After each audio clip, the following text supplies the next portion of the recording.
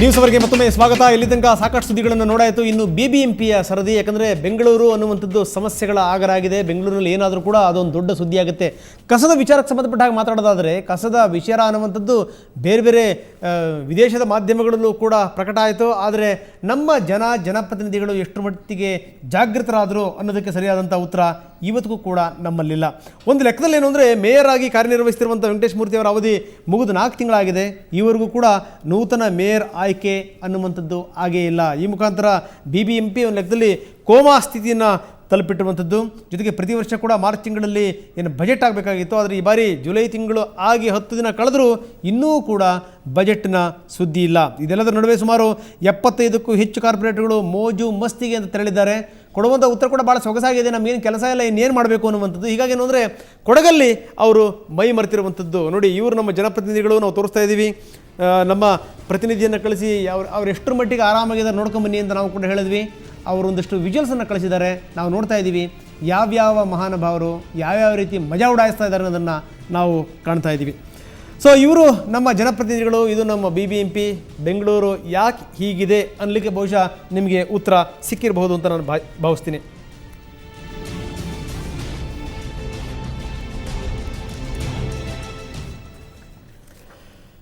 ಬನ್ನಿ, ಇದಕ್ಕೆ ಸಂಬಂಧಪಟ್ಟ ಮಾತಾಡೋಣ. ವೆಂಕಟೇಶ್ ಮೂರ್ತಿ ನಮ್ಮ ಜೊತೆಗಿದ್ದಾರೆ, ಮೇಯರ್, BBMPಯ ಮೇಯರ್ ಅವರು. ವೆಂಕಟೇಶ್ ಮೂರ್ತಿಗಳ ಕಾರ್ಯಕ್ರಮಕ್ಕೆ ತಮಗೆ ಸ್ವಾಗತ. ನಮಸ್ಕಾರ. ಸೊ ಚಂದ್ರಶೇಖರ್ ನಮ್ಮ ಜೊತೆ ಜಾಯ್ನ್ ಆಗಿದ್ದಾರೆ, ಮಾಜಿ ಮೇಯರ್, ಮಾಜಿ ಶಾಸಕರು, ಕಾಂಗ್ರೆಸ್ನ ಮುಖಂಡರು. ಚಂದ್ರಶೇಖರ್ ಜಿ, ತಮಗೂ ಕೂಡ ಕಾರ್ಯಕ್ರಮಕ್ಕೆ ಸ್ವಾಗತ. ರಾಮಚಂದ್ರಪ್ಪನವರು ಇದ್ದಾರೆ, ಇವರು ಕೂಡ ಮಾಜಿ ಮೇಯರ್, ಕಾಂಗ್ರೆಸ್ ಮುಖಂಡರು. ರಾಮಚಂದ್ರಪ್ಪನವರು, ತಮಗೂ ಕೂಡ ಕಾರ್ಯಕ್ರಮಕ್ಕೆ ಸ್ವಾಗತ. ಮಂಜುನಾಥ್ ರಾಜು ನಮ್ಮ ಜೊತೆಗಿದ್ದಾರೆ, ಆರ್ಥಿಕ ಸ್ಥಾಯಿ ಸಮಿತಿಯ ಮಾಜಿ ಅಧ್ಯಕ್ಷರು. ಮಂಜುನಾಥ್ ರಾಜು, ತಮಗೂ ಕೂಡ ಕಾರ್ಯಕ್ರಮಕ್ಕೆ ಸ್ವಾಗತ. ಭಾಳ ಆಶ್ಚರ್ಯಕರ ಸಂಗತಿ, ನಾನು ವೆಂಕಟೇಶ್ ಮೂರ್ತಿಗಳಿಂದ ಆರಂಭ ಮಾಡ್ತಾ ಇದ್ದೀನಿ. ನಿಮ್ಮ ಅವಧಿ ಮುಗಿದಿದೆ, ಹೊಸ ಮೇಯರ್ ಬರಬೇಕು, ಅದಾಗ್ತಾ ಇಲ್ಲ. ಜೊತೆಗೆ ಅಂತಂದರೆ ಬಜೆಟ್ ಮಂಡಿಸಬೇಕು, ಲೇಖಾನುದಾನದ ಅವಧಿ ಅನ್ನುವಂಥದ್ದು ಮುಗಿದು ಹೋಗಿದೆ.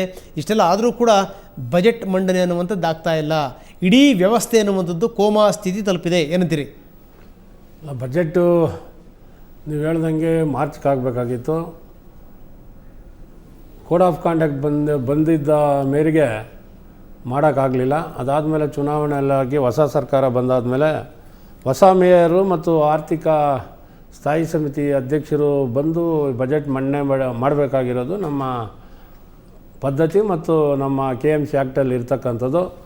ಆದರೆ ಉಚ್ಚ ನ್ಯಾಯಾಲಯದಲ್ಲಿ ಮೇಯರು ಮತ್ತು ಉಪಮೇಯರ್ ಬಗ್ಗೆ ದಾವೆ ಇರೋದ್ರಿಂದ ಇಲ್ಲಿಯ ತನಕ ಮೇಯರ್ದು ತೀರ್ಮಾನ ಆಗಲಿಲ್ಲ. ಅದರಿಂದ ಸುಮಾರು 2-3 ತಿಂಗಳಾದ್ರೂ ನಾನು ಸಂಬಂಧಪಟ್ಟಂಥ ಆಯುಕ್ತರಿಗೆ ಸರ್ಕಾರದ ಜೊತೆಯಲ್ಲಿ ಮಾಡಿ ಬಜೆಟ್ ಮಂಡನೆ ಮಾಡಿ ಅಂತ, ಇವತ್ತು 10ನೇ ತಾರೀಕು ಮಾಡಿ ಅಂತ ಪತ್ರ ಬರೆದಿದ್ದೆ.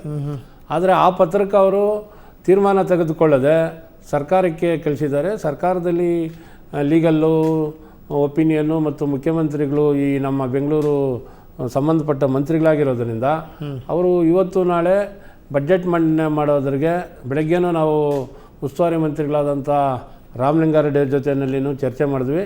ಇವತ್ತು ನಾಳೆ ಒಪ್ಪಿಗೆ ಕೊಡ್ತೀವಿ ಬಜೆಟ್ ಮಂಡನೆ ಮಾಡೋದ್ರಿಗೆ ಅಂತ ತಿಳಿಸಿದ್ದಾರೆ.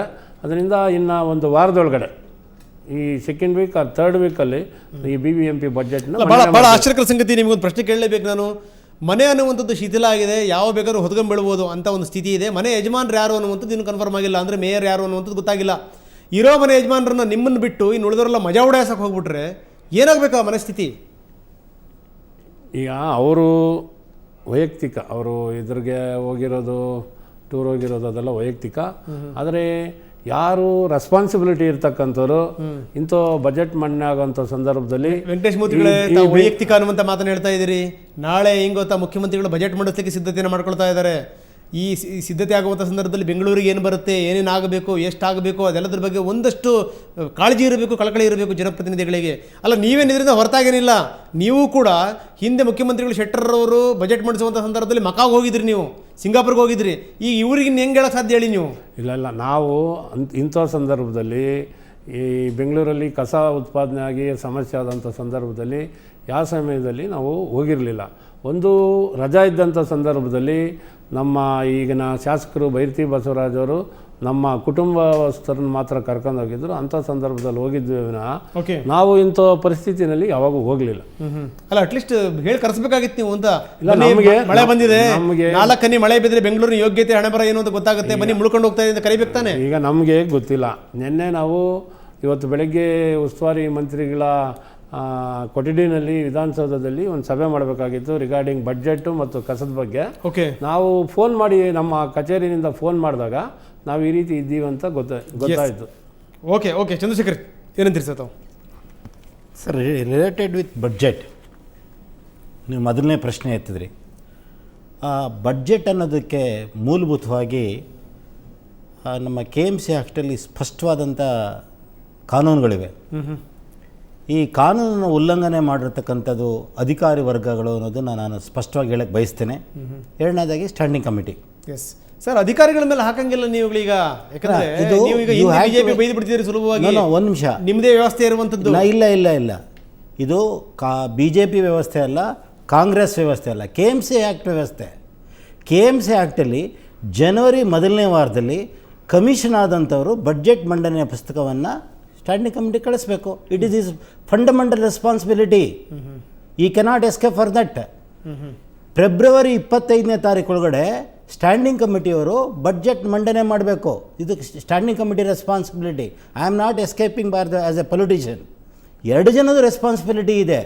ಇದು ಚುನಾವಣೆ ಘೋಷಣೆ ಆದಂಥ ದಿನಾಂಕ 20 ತಾರೀಕು 3ನೇ ತಾರೀಕು ಮಾರ್ಚ್ ತಿಂಗಳಲ್ಲಿ ನಾವು ಬಡ್ಜೆಟ್ ಮಾಡ್ಬೋದಾಗಿತ್ತು, ನಮ್ಗೆ ಅವಕಾಶ ಇತ್ತು. ಎರಡನೇದಾಗಿ ಚುನಾವಣೆಯ ಅಧಿಕಾರಿಯೂ ಸಹ, ಮುಖ್ಯ ಚುನಾವಣೆ ಅಧಿಕಾರಿ ಸಹ ತುರ್ತು ಅವಶ್ಯಕತೆ ಇದ್ದಲ್ಲಿ ನಮ್ಮ ಪರ್ಮಿಷನ್ ತೊಗೊಂಡು ಲೇಖಾನುದಾನ ಇವ್ರು ತೊಗೋಬೋದಾಯಿತು.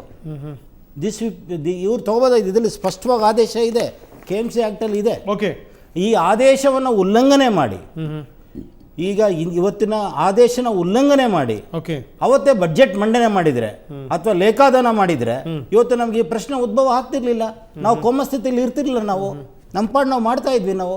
ಇವತ್ತು ಬಡ್ಜೆಟಲ್ಲಿ ಇರತಕ್ಕಂಥದ್ದು ಕಮಿಷನರ್ ತಪ್ಪು ಮತ್ತು ಸ್ಟ್ಯಾಂಡಿಂಗ್ ಕಮಿಟಿದು ತಪ್ಪು. ಅಲ್ಲ, ಏನಾಗ್ಬಿಟ್ಟಿದೆ ಚಂದ್ರಶೇಖರ್ಜಿ, ತಾವು ಸರಿಯಾಗಿ ಉತ್ತರ ಕೊಡ್ತೀರಿ ಅಂತ ಭಾವಿಸ್ತೀನಿ. ಏನು ಮಂಡಿಸಿದ್ರು ಕೂಡ ಅಷ್ಟೇ ಅನ್ನುವಂಥದ್ದಾಗಿದೆ. ಕಳೆದ ಬಾರಿ ಬಂದಂಥ ಸಂದರ್ಭದಲ್ಲಿ ಸ್ವತಃ ಪೂಜ್ಯ ಮಹಾಪೌರರು ತಮ್ಮ ಅಸಹಾಯಕತೆಯನ್ನು ವ್ಯಕ್ತಪಡಿಸ್ತಾ ಇದ್ರು. ನೋಡಿ, ಏನೇನು ಯೋಜನೆಗಳು ಪ್ರಕಟ ಆಗಿವೆ, ಏನೇನು ಫಂಡ್ ಬರಬೇಕು ಅದನ್ನು ತಡೆ ಹಿಡಿತಾರೆ. ನಮ್ಮದು ಏನೂ ಇಲ್ಲ, ಎಲ್ಲದೂ ಕೂಡ ಕಮಿಷನರ್ ಇದೆ ಅನ್ನುವಂಥ ಮಾತು. ಸೊ ಇಂಥ ಒಂದು ಸ್ಥಿತಿನ ಎದುರಿಸ್ತಾ ಇದ್ದಾರೆ ಅವರು ಅಂತ. ನೋಡಿ, ಒಂದು ವಿಷಯ ಹೇಳ್ತೀನಿ ಕೇಳಿ. Council is the supreme. Section 1 of the KMC act, council is the supreme. ಹಾಗಾದರೆ ಕಮಿಷನರ್ ತಪ್ಪು ಮಾಡಿದ್ರೆ ನೀವು ಕೌನ್ಸಿಲಲ್ಲಿ ಮಂಡನೆ ಮಾಡಿ, ನಿಮ್ಮ ಮೆಜಾರಿಟಿ ಇದೆಯಲ್ಲ, ನೀವು ಮಾಡತಕ್ಕಂಥ ಧೈರ್ಯ ಸ್ಥೇಯಗಳನ್ನು ಕಳ್ಕೊಂಡ್ರೆ ಅದು ನಿಮ್ಮ ತಪ್ಪು. ಎಸ್, ರಾಮಚಂದ್ರಪ್ಪನವರೇ ಏನಂತೀರಿ? ಭಾಳ ಆಶ್ಚರ್ಯಕರ ಸಂಗತಿ ಅಂತಂದರೆ ವಾರ್ಷಿಕ ಆಡಳಿತ ವರದಿ ಅಂದರೆ ಅಡ್ಮಿನಿಸ್ಟ್ರೇಟಿವ್ ರಿಪೋರ್ಟ್ ಏನಿದೆ ಅದು ಚರ್ಚೆ ಆಗಬೇಕಾಗಿತ್ತು. ಅದಕ್ಕೆ ಅವಕಾಶ ಕಲ್ಪಿಸಬೇಕಾದಂಥವ್ರು ಅಲ್ಲ ಉಪಮಹಾಪೌರರು ಅಲ್ಲಲ್ಲ. ಈಗ ಈ ಇದಕ್ಕೆ ಮೊದಲು ಈ ಕಾರ್ಪೊರೇಟರ್ಗಳು ಬರೋಕ್ಕೆ ಮೊದಲು 3 ವರ್ಷ ಆಡಳಿತಾಧಿಕಾರಿಯ ಆಡಳಿತ ನಡೆತು.